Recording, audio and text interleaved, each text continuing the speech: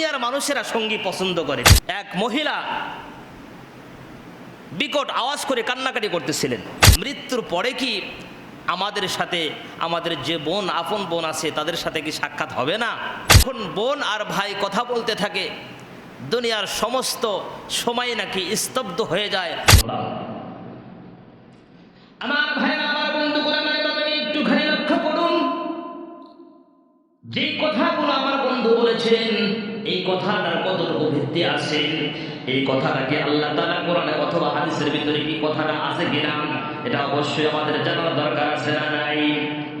মরণের পরে মানুষ মৃত্যুবরণ করার সঙ্গে সঙ্গে মানুষের যখন ইল্লিন পৌঁছে যাবে, আমাদের আপনজন, আত্মীয় স্বজন, ভাই বারাদার, মা বাবা থেকে শুরু করিয়া যে আল্লাহর গোলামেরা কবরের ভিতরে পৌঁছে যাবে, হাসরের ময়দানে উঠবে, ওই আল্লাহর বান্দারা কি আমাদের সাথে সাক্ষাৎ হবে কিনা এই ব্যাপারে জানার দরকার আছে না নাই?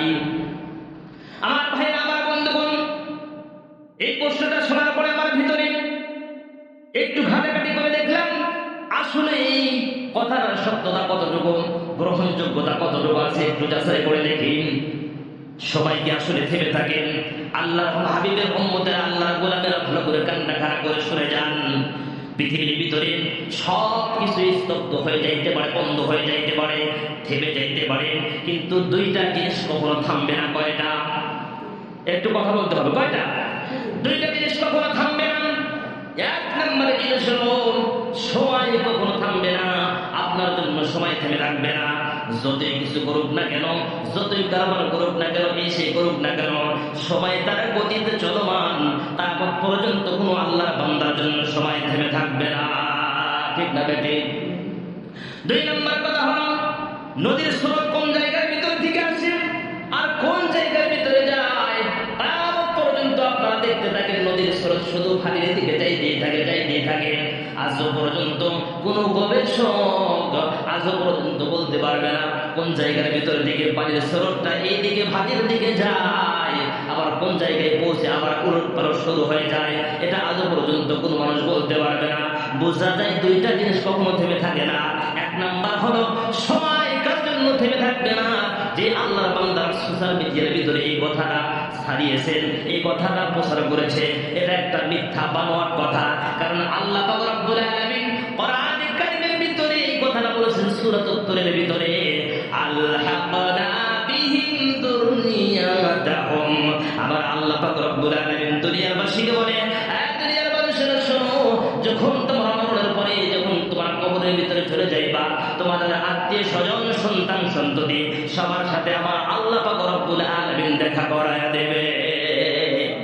সুবহানাল্লাহ, জোরে বল। জান্নাতের ভিতরে কোন মানুষ যখন যাবে, হামেশা কয়েকদিন পরে পরে আমার আল্লাহ পাক রব্বুল আলামিন ওই মানুষগুলোকে জান্নাতি মানুষদের সাথে মিলিত করবেন, কথা বলার একটা ব্যবস্থা করে দিবেন। জান্নাতের স্তর, জান্নাতের যে বিল্ডিং গুলো আছে, এই বিল্ডিং গুলোর কথা হাদিসের ভিতরে এসেছে। একটা বিল্ডিং এর দূরত্ব প্রশস্ত কতটুকু জানেন? জমিন থেকে শুরু করে আসমানের দূরত্ব যতটুকু, এতটুকু দূরত্ব একটা বিল্ডিং এর, একটা ঘরের দূরত্ব আর চাইতে বেশি। কোন সুবহানাল্লাহ। আমার ভাইরা, আমার বন্ধুগণ, আপনি যখন ওই জান্নাতের ভিতরে থাকবেন, আমার আল্লাহ পাক রব্বুল আলামিন ওই মানুষগুলোর সাথে সাক্ষাতের একটা ব্যবস্থা করে দিবে। চিন্তা করার দরকার নাই। তাহলে বোঝা গেল জান্নাতের ভিতরে যারা যাবে, আমার আল্লাহ পাক রব্বুল আলামিন ওই বান্দার জন্য আত্মীয়র সাথে দেখা করার ব্যবস্থা রেখেছেন কিনা। শুধুমাত্র তাই নয়, একটা মিলন মেলা আমার আল্লাহ রব্বুল আলামিন জান্নাতের ভিতরে তৈরি করবে। কিয়ামতের ময়দানে আল্লাহ তাআলা বলবেন, আমতাজুল ইয়াউমা আইয়ুহাল মুজরিমুন।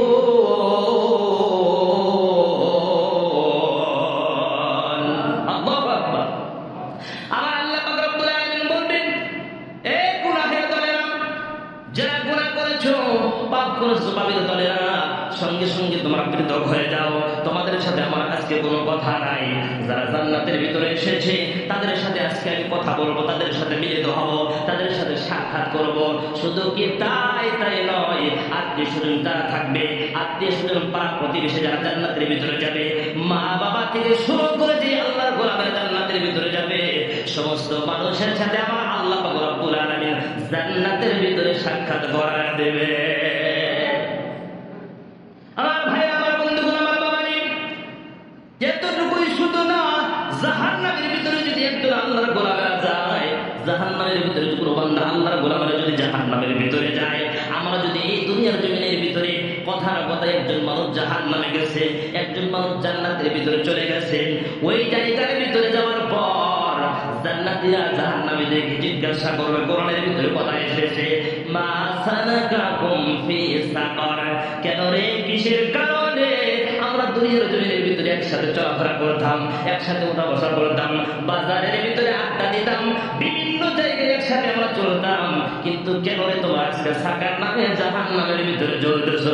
বলি নাউযুবিল্লাহ। এই আয়াত থেকে কি বোঝা যায় না যে অবশ্যই অবশ্যই জাহান্নামেও যদি যায় একজন মানুষের সাথে মানুষের সাক্ষাৎ হবে হবে ইনশাআল্লাহ। আমার ভাই, আমার বন্ধুগণ, আমার বাবাজি, এতটুকুই শুধু না, বিশ্ব নবীজি সাল্লাল্লাহু আলাইহি ওয়াসাল্লাম হাদিসের ভিতরে বলেছেন, আল্লাহর পয়গম্বর বিশ্ব নবীজি যখন নাকি কবর জিয়ারত করার জন্য যাইতো, আল্লাহর পয়গম্বর বিশ্ব নবীজি কবরে আগে সালাম দিয়ে দিত। আল্লাহর নবীজি কবরে যখন সালাম দিতেন, ওখানে দোয়া দরুদ পাঠ করতেন। আল্লাহর নবীজির চাচা হযরত আমির হামজা রাদিয়াল্লাহু তাআলা আনহু যখন নাকি শাহাদাত বরণ করেন, শাহাদাত যখন বরণ করেন, আল্লাহর পয়গম্বর বিশ্ব নবীজি একদিন তার কবর জিয়ারত করতে গিয়া নবীজি সাল্লাল্লাহু আলাইহি ওয়াসাল্লাম ওই জায়গার ভিতরে আল্লাহ তাআলার কাছে দোয়া করলেন। করার পর এবার আমির হামজাকে ডাক দিয়ে বললেন, চাচা যান, ওসিরে আপনার সাথে আমি পয়গম্বর মিলিত হব, কোন সুবহানাল্লাহ। আমার ভাইরা, আমার বন্ধুগণ, ইতিহাসের পাতা লক্ষ্য করুন, আমির হামজা রাদিয়াল্লাহু তাআলা আনহুকে যখন যুদ্ধের ময়দানের ভিতরে আমির হামজাকে যখন কোবাইয়া হত্যা করা হলো, মদিনার জমিনের ভিতরে আমির হামজা রাদিয়াল্লাহু তাআলা আনহুকে কবরস্থ করা হয়েছিল। 30 বছর পরে একটা ঘূর্ণিঝড়, একটা বৃষ্টি, একটা তুফান এসে ওই ঘূর্ণিঝড়ের ভিতরে আমির হামজার কবরটা ভেঙে যায়। ভেঙে যাওয়ার কারণে ওই যে ছোটকালে যে কাফেররা আমির হামজার সাথে যুদ্ধ করেছিল, যারা নাকি আমির হামজা রাদিয়াল্লাহু তাআলা আনহুকে কোপিয়েছিল, তারা তাকায় দেখে ওই যে 30 বছর পূর্বে আমির হামজাকে আমরা যেভাবে কোপাইছিলাম, ওই আমির হামজার রক্ত নিয়ে তারা তদারকি করা শুরু করে দিল। ওই 30 বছর পরে রক্ত আমির হামজার ওই শরীরের ভিতর থেকে ফিনকি দিয়ে এখনো পর্যন্ত রক্ত বেড়ে যায়। সুবহানাল্লাহ। এখান থেকে আল্লাহর নবীর হাদিস থেকে বোঝা যায়, অবশ্যই অবশ্যই কাল কিয়ামতের ময়দানে যারা আত্মীয় স্বজন থাকবে, সকলের সাথে আমার আল্লাহ পাক রব্বুল আলামিন অবশ্যই অবশ্যই আল্লাহ রব্বুল আলামিন আমাদেরকে মিলিত করবে, কোন সুবহানাল্লাহ। দুনিয়ার ভিতরেই তো বোঝা যায় একজন আত্মীয় স্বজনের সাথে সাক্ষাৎ হলে কতটুকু মজা লাগে, ঠিক না? ঠিক। একজন বন্ধুর সাথে দেখা হলে কতটুকু মজা লাগে, মনে চায় যে সারাক্ষণ শুধু গল্প করি। আমি কয়েকদিন পূর্বে হরিনাথপুর এক জায়গায়, 500 টাকায় এক জায়গায় গেলাম। এক মহিলা বিকট আওয়াজ করে কান্নাকাটি করতেছিলেন। আমি চিন্তা করলাম, কি ব্যাপারে এরকম হাওয়া করে কান্না করে, বাড়ির লোকজন কি দেখে না? কিছুক্ষণ পরে কান্নাটা স্তব্ধ হয়ে গেল, বন্ধ হয়ে গেল। আমি বললাম, কি ব্যাপারে এখন হাওয়া করে কান্না করলো, এখন এবার বন্ধ হয়ে গেল, কারণটা কি? বলল, হুজুর, আসলে যখন এই লোকটা একা থাকে তখন এইভাবে কান্না করে, তার সাথে যদি একটা সঙ্গী দেওয়া যায় আর কখনো কান্না করে না। এখান থেকে বোঝা যায় যে দুনিয়ার মানুষেরা সঙ্গী পছন্দ করে, ঠিক না? ঠিক। আর আল্লাহ তাআলা জান্নাত থেকে আমাদেরকে মাহরুম করবে, আত্মীয় থেকে মাহরুম করবে, বিশ্বাস হয়? কোরআন বলে, হাদিস বলে, অবশ্যই কাল কিয়ামতের ময়দানে আমাদেরকে আল্লাহ রাব্বুল আলামিন আত্মীয়দের সাথে দেখার ব্যবস্থা করে দিবে জান্নাতের ভিতরে, বল সুবহানাল্লাহ।